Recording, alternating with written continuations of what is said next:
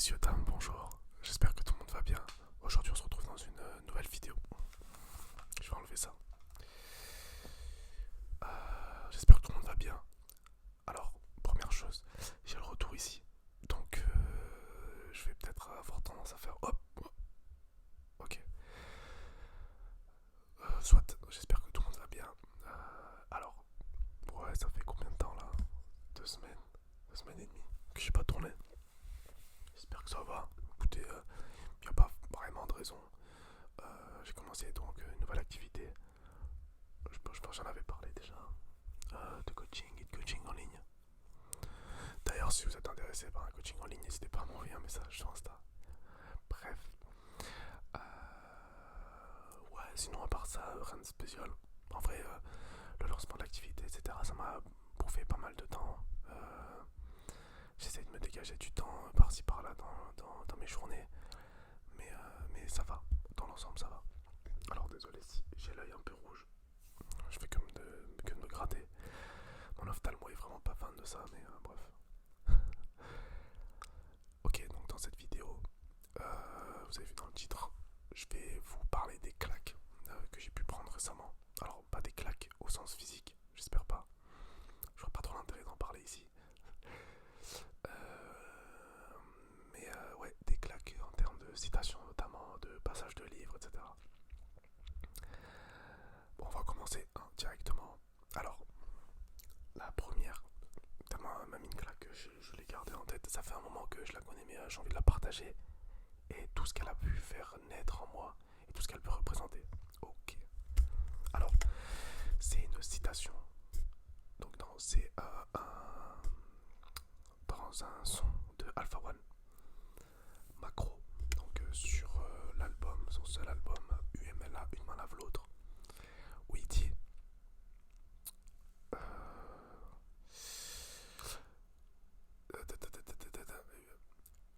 je vous explique d'abord et après je vous dis la citation. En gros, moi, dans le rap français, et dans le rap de manière générale,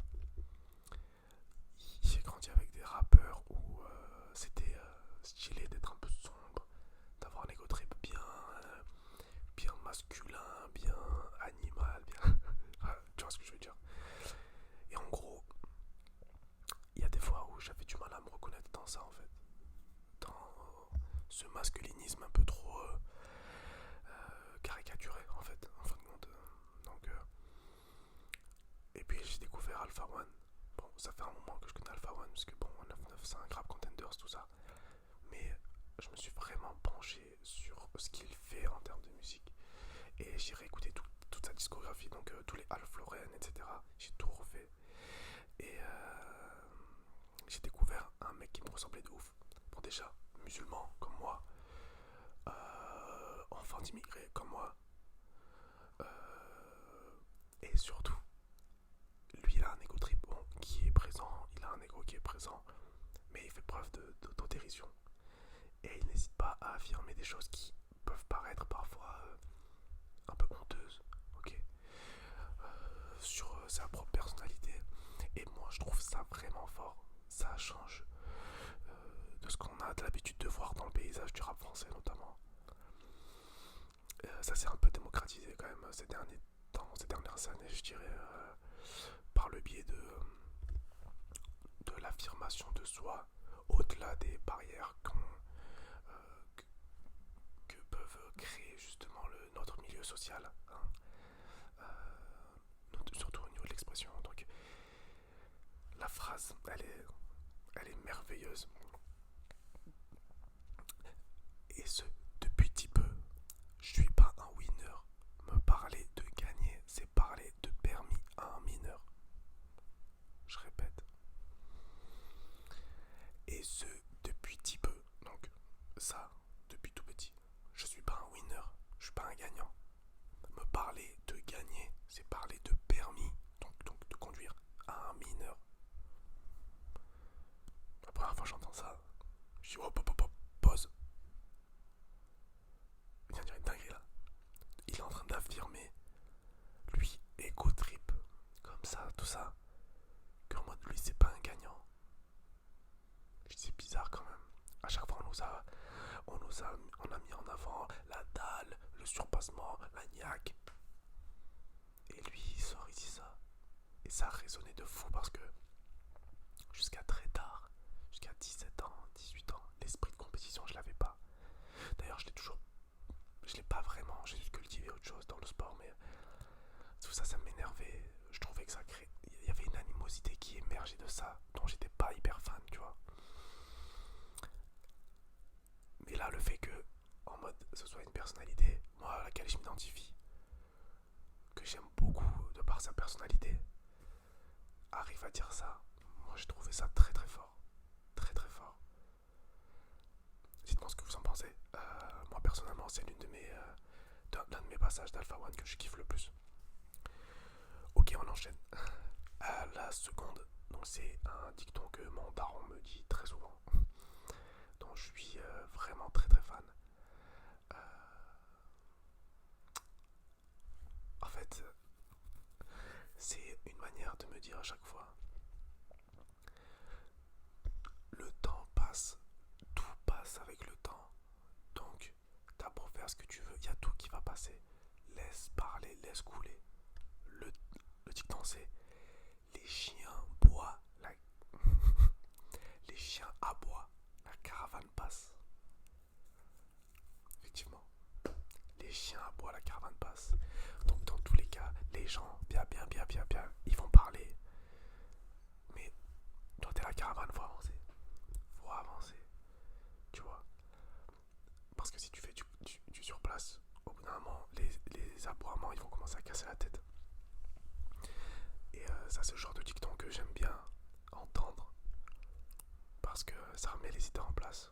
Et ça te permet vraiment de prendre du recul. Tu relativises de malade. Je prends l'exemple juste de ma personne. Pour faire des vidéos ASMR notamment. On est en 2025. Ça va faire 10 ans cette année que j'écoute de l'ASMR. Et, c'est encore un peu mal vu. L'ASMR chez beaucoup. Je vais pas dire la majorité parce que je peux pas. J'en sais rien au final.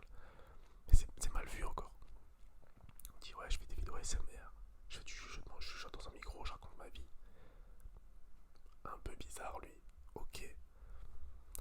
Moi personnellement ça me passe au-dessus, vous connaissez votre gars, mais c'est pour dire que malgré tout, il faut une. Voilà. C'est un step à franchir. Il n'est pas simple pour tout le monde. Beaucoup, lorsque vous regardez notamment les premières vidéos des youtubeurs ASMR, souvent ils vont dire la même chose. Ouais, ça fait longtemps que je pense à me lancer, mais j'avais peur. Donc malgré tout, on observe la même chose chez pas mal de personnes. Et c'était mon cas, évidemment. Donc lorsque on est armé, notamment de ce dicton-là, on arrive plus facilement à faire le tri et à aller de l'avant sans prendre en considération les dires des gens de manière générale. Donc ouais, les chiens aboient, la caravane passe.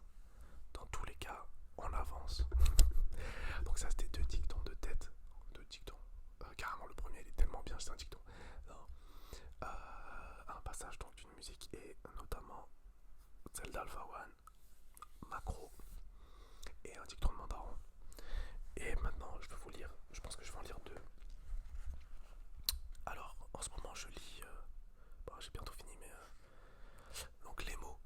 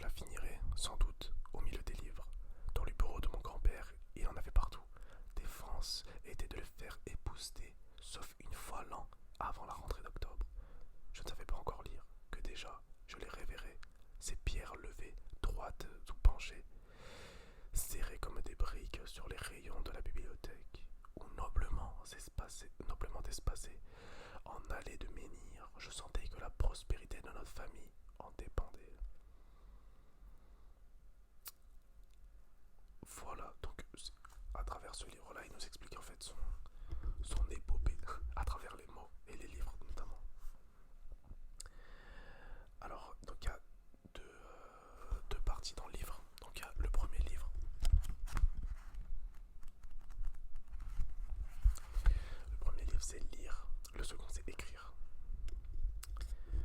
Alors, il y a pour un passage, j'ai envie de vous lire. Ok. Les grandes personnes doivent être laides, ridées, incommodes. Quand elles me prenaient dans leurs bras, il ne me déplaisait pas d'avoir un léger dégoût à surmonter. C'était la preuve que la vertu n'était pas facile. Ce passage-là, j'ai kiffé de fou parce que à chaque fois, les passages que j'aime beaucoup, c'est des trucs, des phrases qui résonnent un peu, tu vois, quand tu les lis, ça a résonné. La vertu n'était pas facile, et en vérité, c'est réel. Euh, c'est tellement plus simple de tomber dans des travers qui peuvent être délétères pour ou soi-même ou pire son entourage, que la vertu demande un effort sur soi. C'est pas tout le monde qui peut faire preuve de vertu, c'est pour ça que les personnes qui en font preuve, qui ont des vertus vraiment ancrées, sortent du lot et se font remarquer en fait dans les groupes sociaux de manière générale. Et moi je suis fan absolu de ça. Euh, J'essaye de... J'ose espérer que je fasse partie de ce type de personne. Bon, ça se cultive, hein. Ça s'apprend, ça se cultive. Donc en vrai, pourquoi pas, hein. Mais ouais, ce passage-là, franchement, pas mal.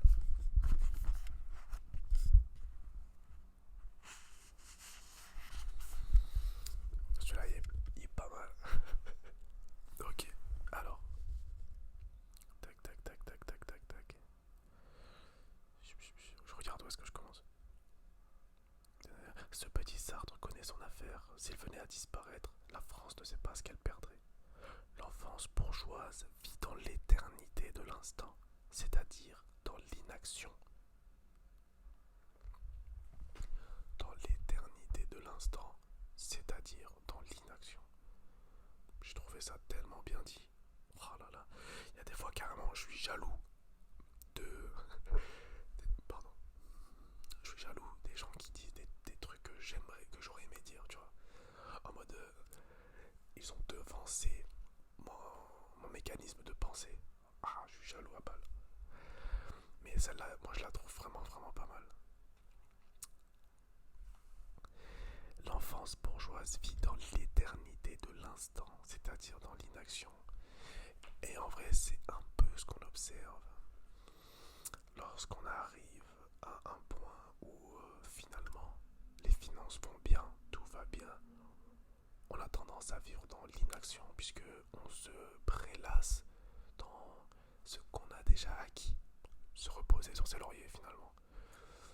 Et puis nous vivons à présent dans l'inaction.